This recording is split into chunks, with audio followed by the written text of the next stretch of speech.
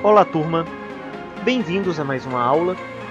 Dando andamento ao conteúdo de eletricidade, falaremos hoje sobre a capacidade elétrica, equilíbrio elétrico entre condutores e os capacitores. Tá certo? Esse conteúdo está disposto no capítulo 7 do livro texto de vocês. Possivelmente eu devo gravar esta aula em 2 ou 3 partes. Tá certo? Então vamos lá.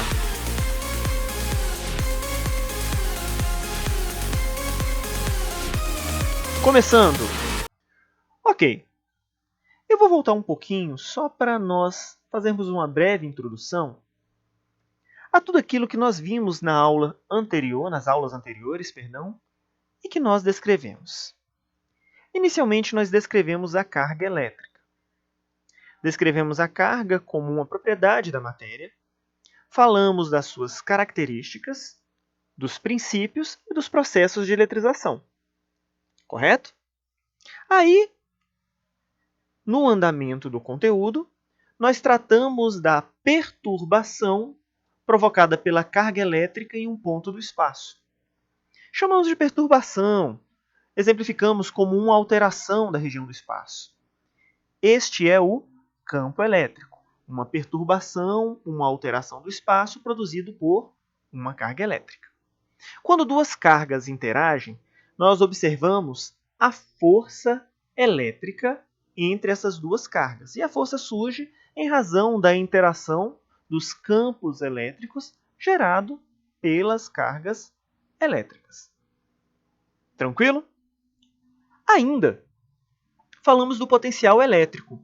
E um dos pontos que nós frisamos para o potencial é que o potencial se trata de uma característica do campo elétrico. Eu tenho no interior de um campo elétrico vários pontos, e em cada um desses pontos do campo elétrico, se nós abandonarmos uma carga elétrica de prova, haverá armazenamento de energia nesse sistema. Tá certo? Todo esse conhecimento ele vai ser trazido no decorrer dessa aula, que nós falaremos sobre alguns pontos muito relevantes daquilo que nós já vimos anteriormente. Tá certo? Para começarmos a aula, eu faço uma pergunta para todos vocês. É possível armazenar cargas elétricas? Olhem bem. A resposta é sim.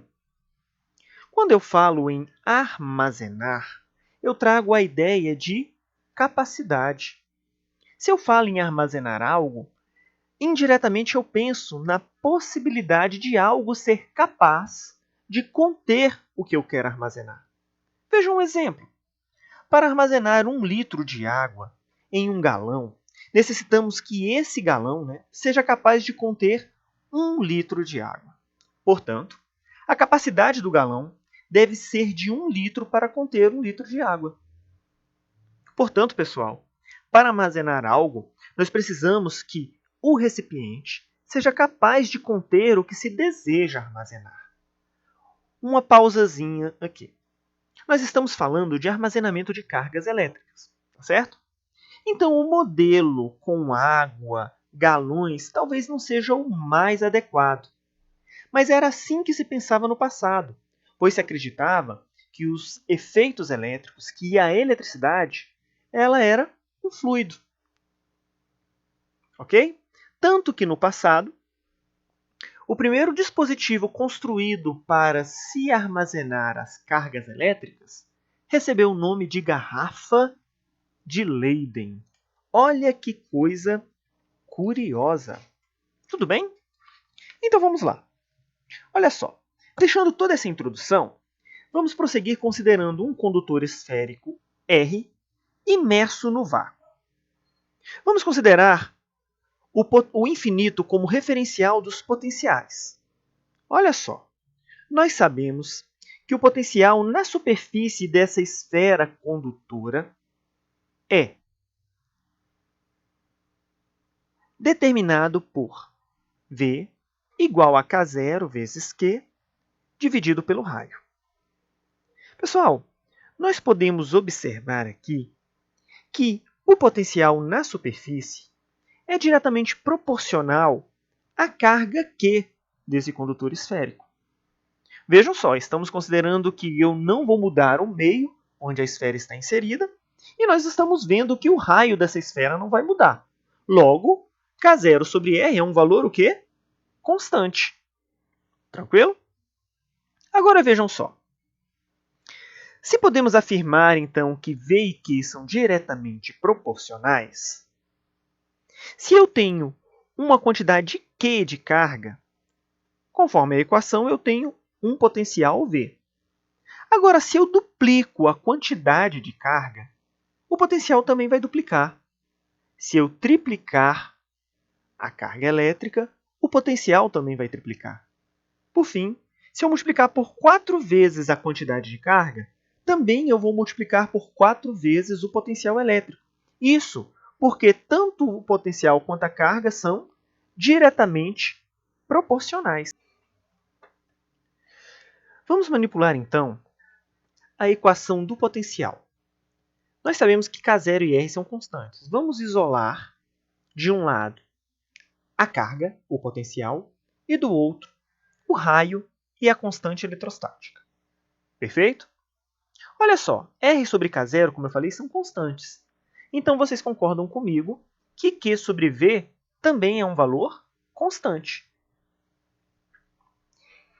Eu posso, então, chamar essa constante de C como sendo o raio sobre K0 ou o Q sobre V. Pessoal, C, como eu falei, será uma constante. E eu chamo essa constante de capacidade elétrica ou capacitância. Tá certo? Vejam só. Se dois condutores estão no mesmo meio, sob o mesmo potencial, o corpo de maior capacidade armazenará mais cargas elétricas. Outra observação. Para condutores esféricos, a capacidade elétrica será dada pela equação R sobre K0. Entretanto, a equação C, que é igual a Q sobre V, poderá ser generalizada para qualquer tipo de condutor. Ainda, pessoal, podemos falar da unidade de medida dessa nova grandeza, capacidade ou capacitância. No sistema internacional, a capacitância ou capacidade equivale a 1 coulomb por 1 volt. Esse valor equivale a 1 farad. Beleza? Ou seja, um condutor que armazena 1 coulomb em 1 volt tem 1 farad de capacidade. Perfeito? Maravilha! Equilíbrio elétrico entre os condutores. Turminha, nós sabemos que para haver movimento espontâneo de cargas elétricas, é necessário que a diferença de potencial entre dois pontos quaisquer seja diferente de zero. Por que isso? Bem, se a diferença de potencial for igual a zero, não haverá trabalho da força elétrica. Se não há trabalho da força elétrica, significa que não há movimento de cargas elétricas. Então, temos o equilíbrio elétrico. Nós vimos isso no capítulo 6, não é verdade? Então, vamos olhar o seguinte exemplo. Temos 3 condutores, 1, 2 e 3. Cada um deles apresentam cargas elétricas diferentes, ou seja, armazenam cargas elétricas diferentes. E estão submetidos a potenciais diferentes. O condutor 1 ele tem uma carga 1 armazenada para o potencial V1. O condutor 2, uma carga 2 para o potencial 2. E o condutor 3, uma carga 3 para o potencial 3. O que aconteceria se nós ligássemos esses 3 condutores entre si? Ou colocando um condutor elétrico, com capacidade elétrica desprezível, ou colocando eles em contato. Bem, vamos lá. O que eu posso afirmar é que as cargas elétricas que estão em um condutor com maior potencial vão se deslocar para o condutor que apresenta menor potencial. E isso vai ocorrer até que os 3 condutores atinjam o mesmo potencial. Então, observem. Nós sabemos que a capacidade é a carga sobre o potencial. Então, cada um dos condutores apresentam a sua capacidade elétrica. Faço a ligação entre os três condutores por meio de um condutor com capacidade elétrica desprezível. Após os três condutores atingirem o mesmo potencial em razão da troca de cargas, eu terei uma quantidade nova de carga no condutor 1, uma quantidade nova de carga no condutor 2 e uma quantidade nova de carga no condutor 3. Percebam que o movimento de cargas elétricas entre os condutores ocorreu até que os três atingissem o mesmo potencial elétrico. Pelo princípio da conservação de carga, eu sei que a quantidade de carga antes da ligação dos condutores tem que ser igual à quantidade de carga depois. Então, eu tenho Q1 mais Q2 mais Q3 igual a Q'1 mais Q'2 mais Q'3. Manipulando a equação da capacitância, eu consigo definir os valores de cada uma das cargas elétricas, tanto antes quanto depois. Então, eu vou substituir. Observem. Isolo o potencial elétrico e substituo os valores das cargas que equivalem a C1V1, C2V2, C3V3. Então, nós temos que o potencial elétrico de equilíbrio desses condutores é igual à soma das cargas elétricas antes da conexão, dividido pela capacitância de cada um desses condutores. Tá certo? Prosseguindo, podemos falar agora do capacitor. Ok. O capacitor é um dispositivo capaz de armazenar cargas elétricas.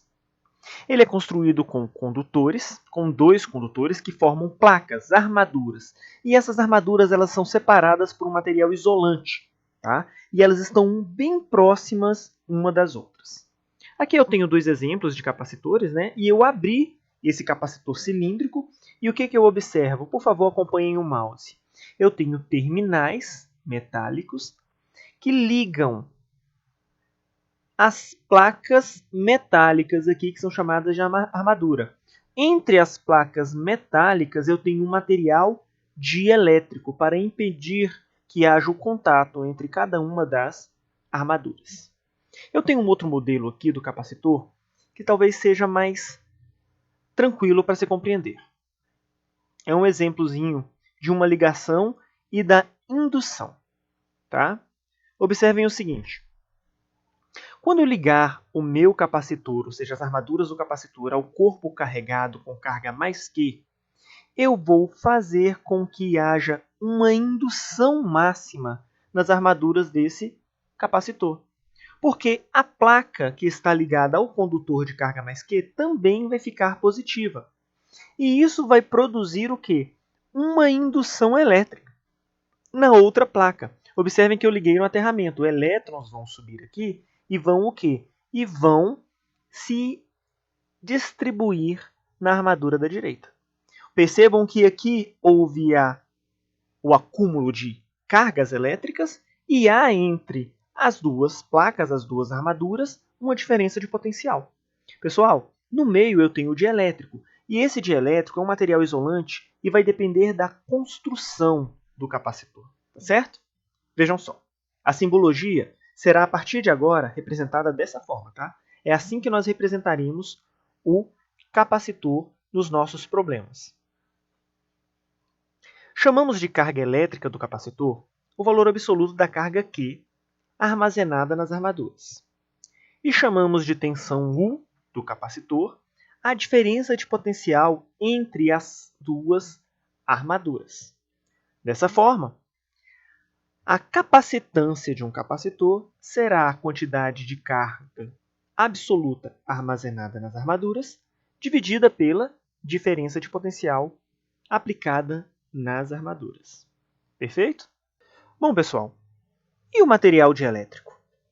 Ora, o material dielétrico ele serve para manter as armaduras separadas a uma distância muito pequena, permite que o capacitor suporte maior DDP entre suas armaduras e ele também permite que a capacitância seja elevada.